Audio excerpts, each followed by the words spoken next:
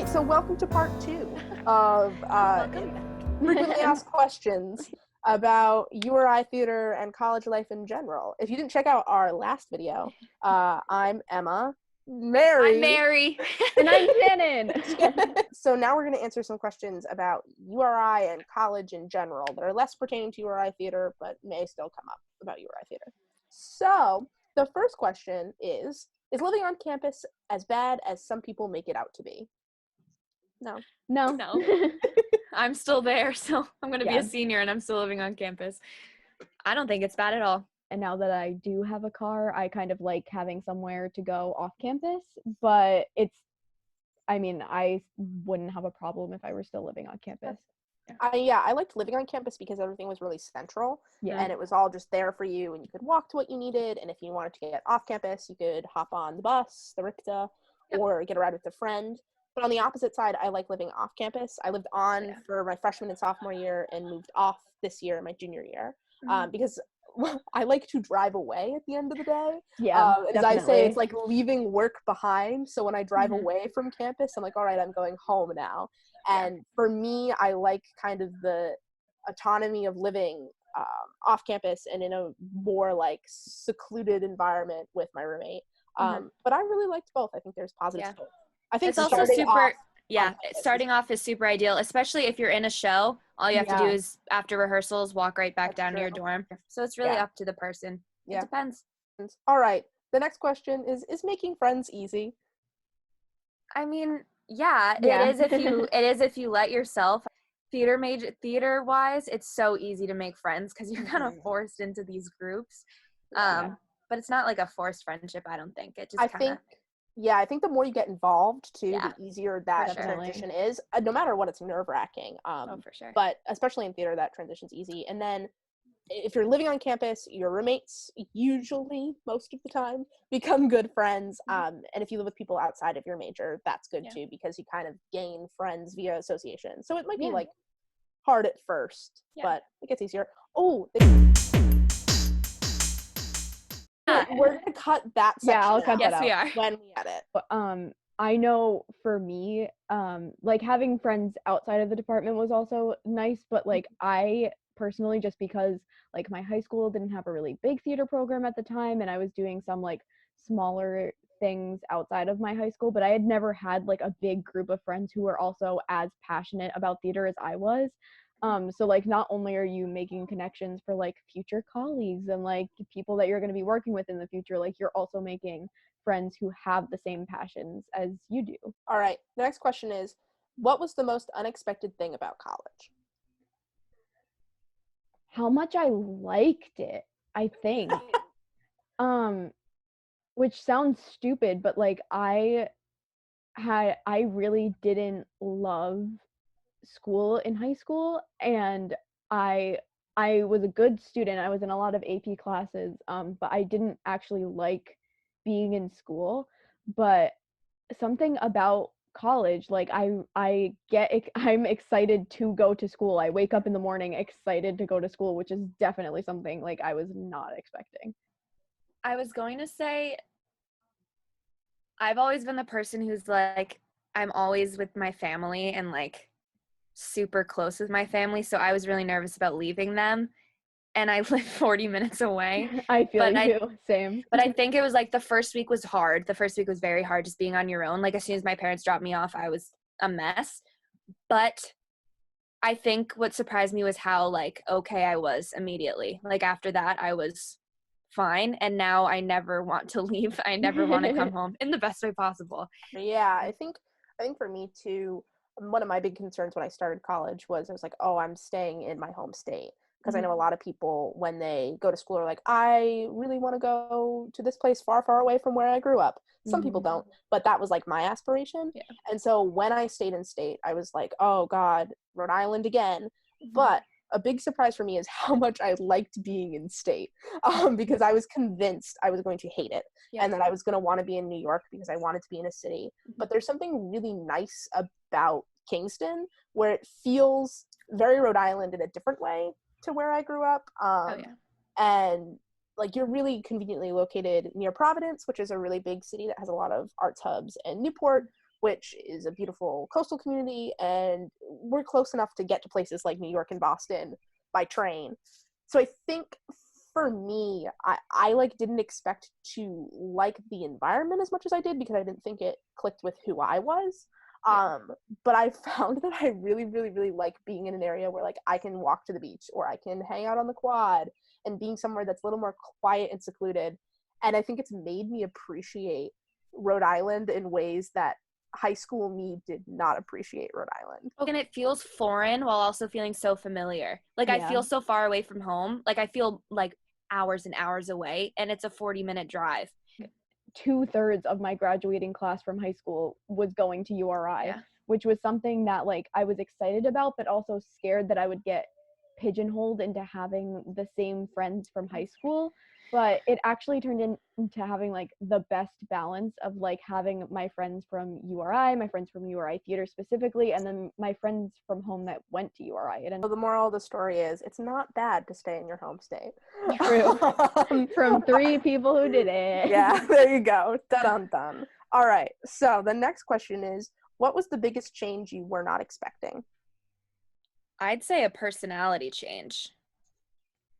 I think, like, if we're talking, not talking, I guess, just freshman year, but, like, up until now, I think the program really changed me in a way I wasn't really expecting. Like, I am not even close to the person I was when I first started here, and I think it really has to do with URI, this program.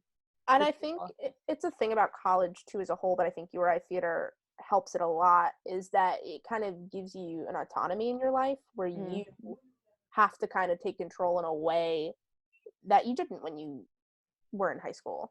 And I like knew it was coming, but didn't know in what ways. Like, I still get up some days and I'm like, whoa, I live in my own home in Narragansett with people that aren't my parents. Right. And I cook my own dinner. So I think that was like, I think it hits you quicker than you think it's going to, which sounds like cheesy, but it's true. Again, it sounds cheesier than it's gonna be because everybody says it, but like you really do find like yourself in college. Like I have a much wider sense of not only self-confidence but just like self-knowledge. Like I know who I am as a person a lot more than I did before coming here, which is still obviously a learning process you go through your entire life because you're always changing. But it wasn't just about changing. It was about learning stuff about myself that's always been there, but I hadn't tapped into until being in college, which like even that, I heard that way more like coming home for the first time after my first semester or my first year of college. So many people said like, wow, college really does change you, because I came back and I was completely different. So the next question is, how do you deal with insecurities and criticism, and if people like you or not?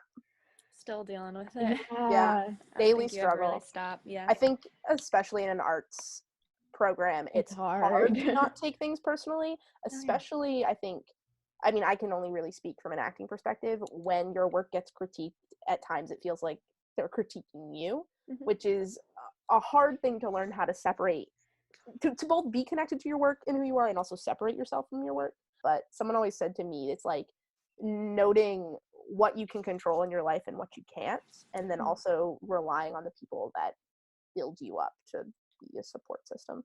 A big thing that I have been working on, and I'm still working on it because I'm still not good at it, but it's really easy to do, also, like we said, in arts, and especially when you're in such a small university where you're compared, like where you're so closely connected to your peers because the classes are so small, is like you need to stop comparing other people's successes to your failures, because I do that so much, and again, I'm still working on it.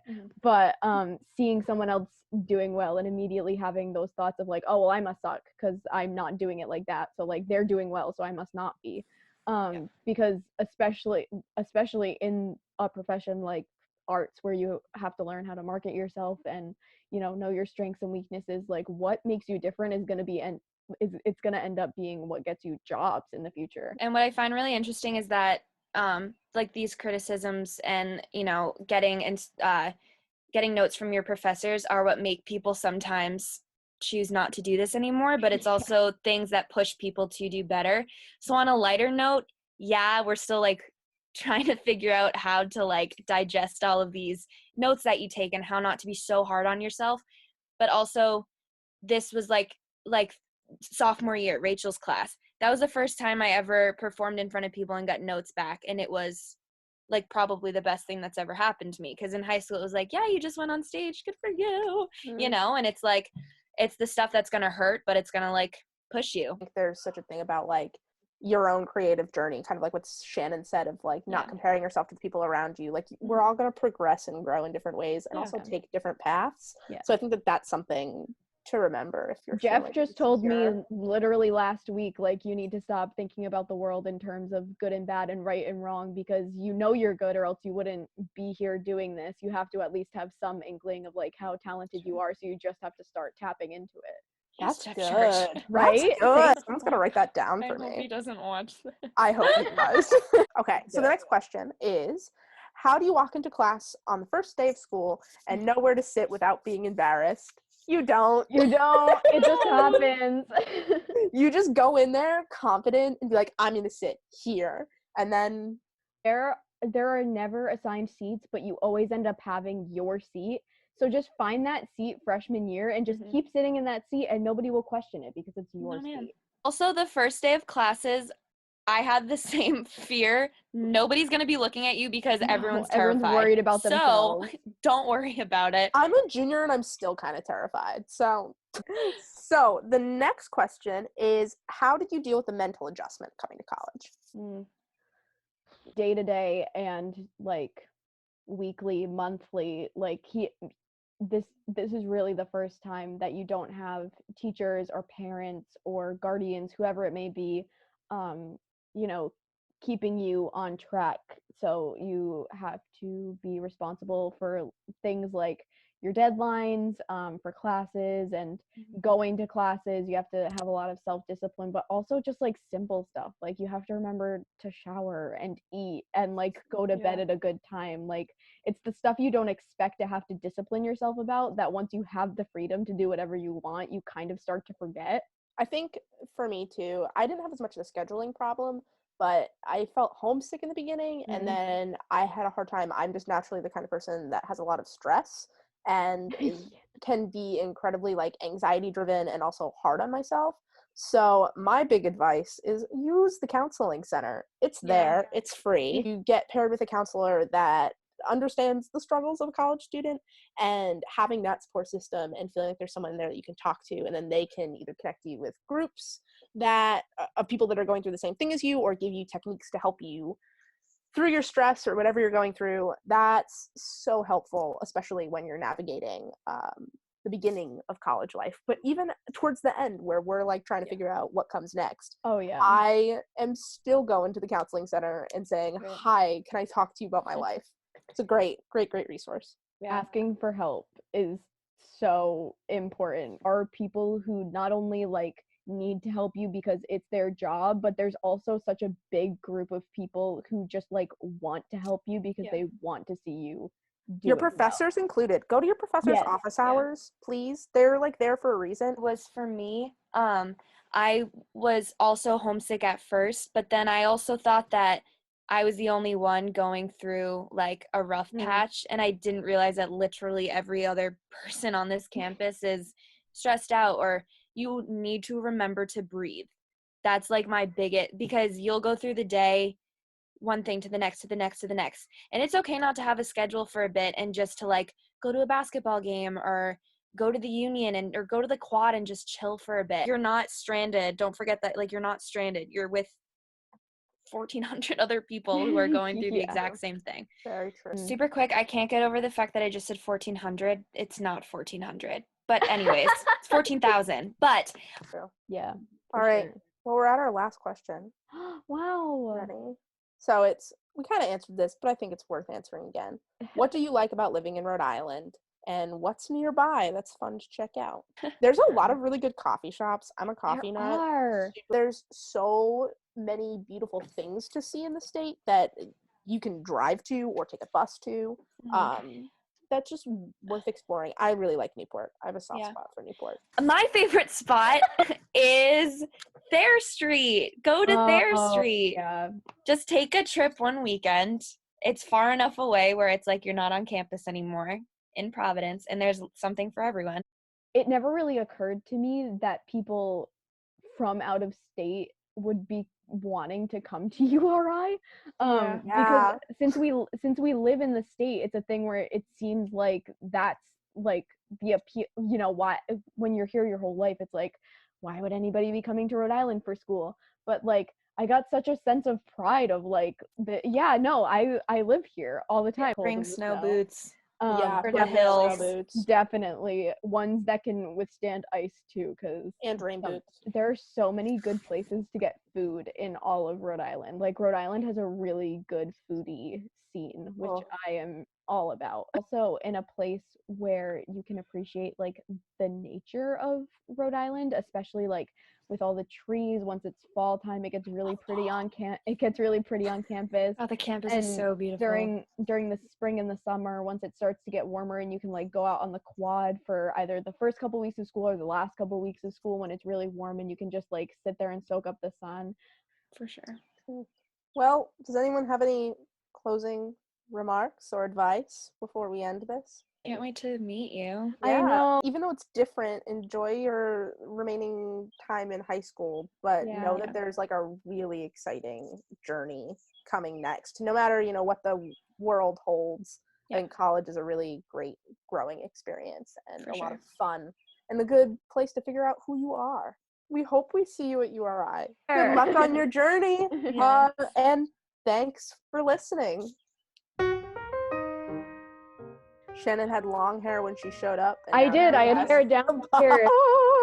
This is definitely an edit out moment. Oh, thank you. I'm not a singer, but I hit the note. Unrelated. Have you guys seen Kristen Chenoweth's TikTok's Zumba class on campus? I was worried about looking. Zoom. Oh my God.